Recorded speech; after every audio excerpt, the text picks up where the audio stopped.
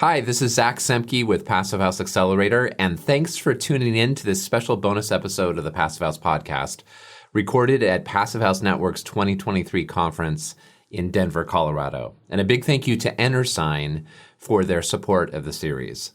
The interview you're about to hear was hosted by Sean St. Amour and Mark Willey, both co-hosts of the Construction Tech edition of Passive House Accelerator Live.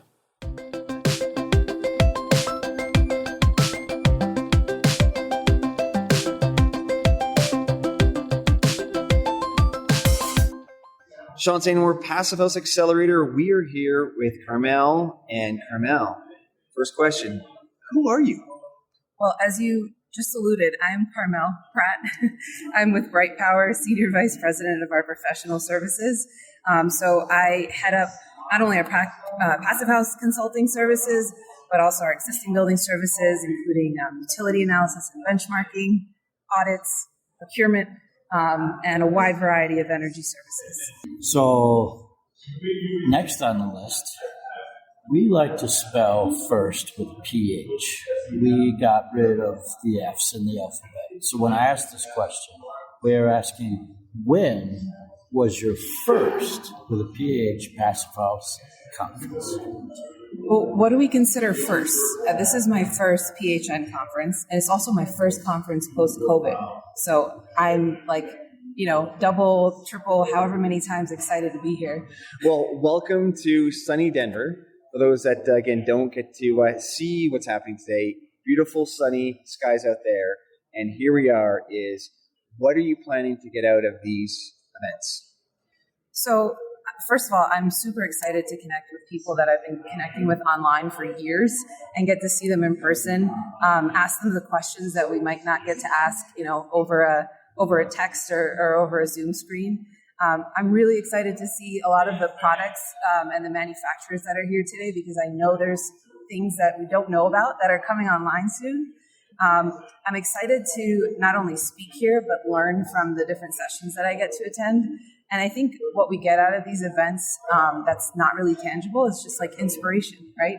When we get together and we get to talk about this stuff and geek out for probably way too many hours than we should be, we each get out, some sort of inspirational feeling, I hope. That inspiration and collaboration is what we all kind of vibe on, right?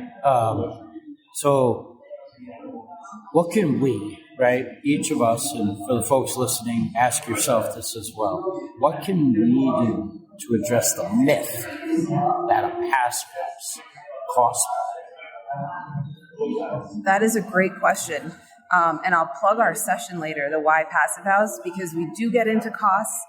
We get into how do you help developers make this decision.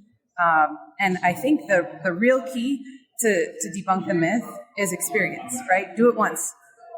Maybe it'll cost you more because you're learning. Do it again, and it'll cost you less, and it'll cost you less each time. So by the time you've completed your third passive house, it should be cheaper than your non-passive house of 3 projects ago. Awesome. Great answer. All right, the fifth and final question is, who's your biggest Passive House fan? And of course, fan is with. Yeah, well, I'll answer this in 2 parts. One being a person, and that's who I finally got to meet yesterday, was Bronwyn. Just the OG of PHN, but also specifically because of the policy work she's doing.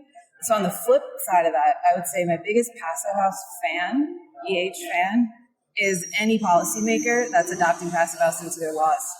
Love it. Well, thank you very much for your time today. Hope you enjoy the next 2, and we will see you this afternoon when you are giving a presentation about why Passive House. Awesome. So nice to sit down with you guys, and thank you.